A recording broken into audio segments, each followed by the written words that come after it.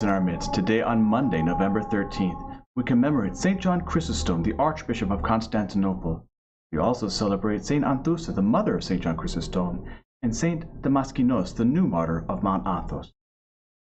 Regarding St. John Chrysostom, Archbishop of Constantinople, this greatest and most beloved of all Christian orders was born in Antioch in the year 344 or 347. His pious parents were called Secundus and Anthousa. After his mother was widowed at the age of 20, she devoted herself to bringing up John and his elder sister in the nurture and admonition of the Lord. John received his literary training under Anthousa, the philosopher, and Libanius, the sophist, who was the greatest Greek scholar and rhetorician of his day. Libanius was a pagan, and when asked before his death whom he wished to have for his successor, he said, "John, had not the Christians stolen him from us?" With such training, with such gifts as he had by nature, John had before him a brilliant career as a rhetorician. A rhetorician, for those that are not aware, is somebody that is based in logic and able to argue. Part of the argument is rhetoric, meaning you establish a baseline and say, okay, you agree on this, and I agree on this, and we both agree on this. So from this common plane, let's make our arguments to see if we can have an agreement. But through the good example of his godly mother Anthousa and of the holy bishop Meletius of Antioch, by whom he was ordained reader about the year 370, he chose instead to dedicate himself to God.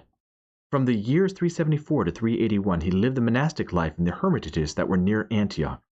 His extreme asceticism undermined his health, compelling him to return to Antioch, where St. Meletius ordained him deacon about the year 381. St. Meletius was called to Constantinople later that year to preside over the Second Ecumenical Council, during which he fell asleep in the Lord.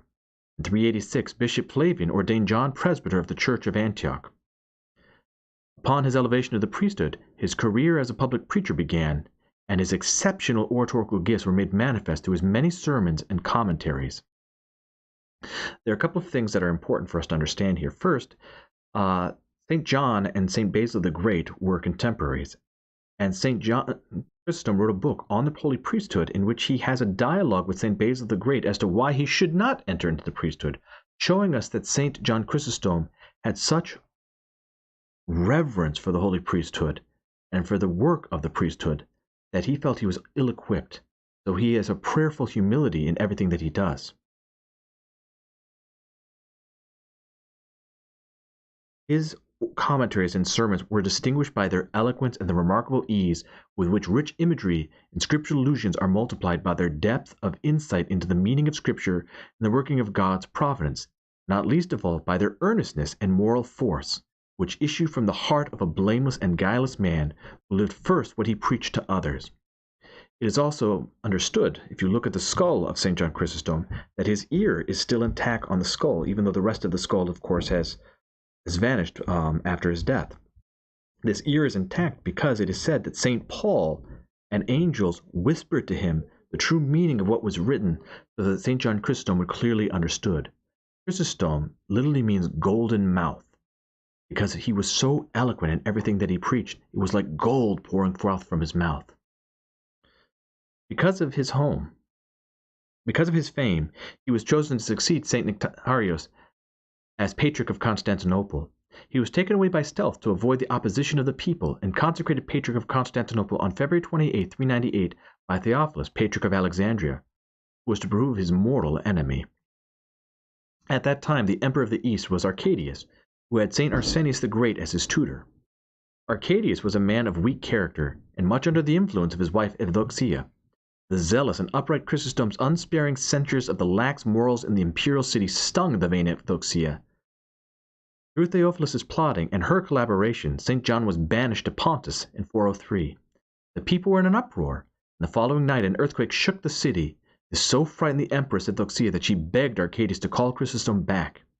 While his return was triumphant, his reconciliation with the Empress did not last long. When she had a silver statue of herself erected in the Forum before the Church of the Holy Wisdom, St. Sophia, in September of 403, and had it dedicated with much unseemly revelry, St. John thundered against her, and she could not forgive him. In June of 404 he was exiled to Cucusus, on the borders of Sicilia and Armenia. From here he exchanged letters with Pope Innocent of Rome, who sent bishops and priests to Constantinople requesting that a council be held. St. John's enemies, dreading his return, prevailed upon the emperor to see an insult in this, and had John taken to a more remote place of banishment called Idius, near Caucasus. The journey was filled with bitter sufferings for the aged bishop, both because of the harshness of the elements and the cruelty of one of his 310 guards. He did not reach Pityus, but gave up his soul to the Lord near Comana, in Pontus, at the chapel of the martyr Basilicus, who had appeared to him shortly before, foretelling the day of his death, which came to pass on September 14th, 407. His last words were, "Glory be to God for all things." His holy relics were brought from Comana to Constantinople 31 years later by the Emperor Theodosius the Younger, and St. Pulcheria, his sister, the children of Arcadius and Evdoxia, with fervent supplications that the sin of their parents against him be forgiven. This return of his holy relics is celebrated on January 27th. St. John was surnamed Chrysostom, golden-mouthed, because of his eloquence. He made exhaustive commentaries on the divine scriptures, and was the author of more works than any other church father, leaving us complete commentaries on the books of Genesis, the Gospels of Saints Matthew and John, the Acts, and all the epistles of St. Paul. The extant works are 1,447 sermons and 240 epistles. 22 teachers of the church have written homilies of praise in his honor. Besides his feast day today and on January 27th, he is celebrated as one of the 3 hierarchs on January 30th, together with St. Basil the Great and St. Gregory the Theologian. It should be noted that because September 14th is the exaltation of the cross, the saint's memory has been transferred to this day.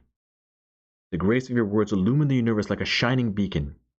It amassed treasures of munificence in the world. It demonstrated the greatness of humility, teaching us by your own words.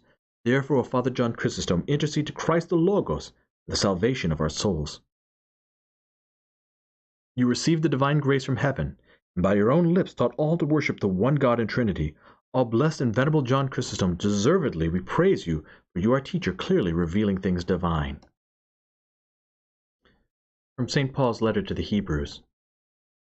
Brethren, it was fitting that we should have such a high priest, holy, blameless, unstained, separated from sinners, exalted above the heavens.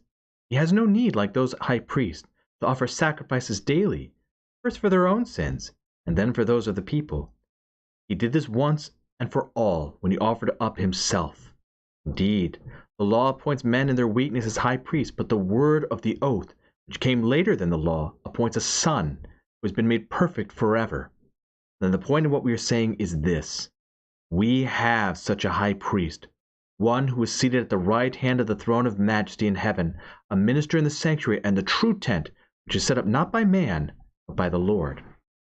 This new priest, the priesthood of Melchizedek, is the priesthood of the Orthodox clergy, and every bishop represents Christ on earth as a stand-in, an analog for that.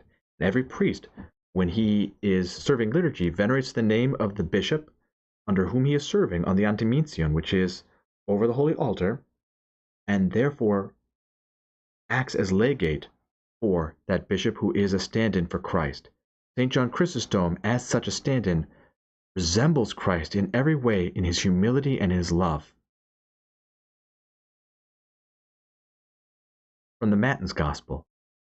The Lord said to the Jews who came to him, "Truly, truly, I say to you, he who does not enter the sheepfold by the door, but climbs in by another way, that man is a thief and a robber. But he who enters by the door is the shepherd of the sheep. To him the gatekeeper opens. Sheep hear his voice, and he calls his own sheep by name and leads them out. When he has brought all of his own, he goes before them, and the sheep follow him, for they know his voice. A stranger they will not follow, but they will flee from him, for they do not know the voice of strangers." This figure Jesus used with them, but they did not understand what he was saying to them. So Jesus again said to them, "Truly, truly, I say to you, I am the door of the sheep. All who came before me are thieves and robbers, but the sheep did not heed them. I am the door. If anyone enters by me, he will be saved, and will go in and out and find pasture," showing us that Jesus Christ, as our high priest, he is the door by which we enter into paradise. We are the sheep, we hear his voice, and as sheep we follow after the shepherd. Christ is our shepherd. The priest symbolizes the lead sheep. The lead sheep, if you ever go to a farm, has a little bell around his neck. And that sheep follows the shepherd. When the shepherd calls, that sheep goes, the other sheep follow him. The liturgy gospel continues. The Lord said, I am the door. If anyone enters by me, he will be saved and will go in and out and find pasture. The thief comes only to steal and kill and destroy. I came that they may have life and have it abundantly. I am the good shepherd. The good shepherd lays down his life for the sheep. He was a hireling and not a shepherd, whose own the sheep are not, sees the wolf coming and leaves the sheep and flees. The wolf snatches them, scatters them. He flees because he's a hireling, cares nothing for the sheep. I am the good shepherd.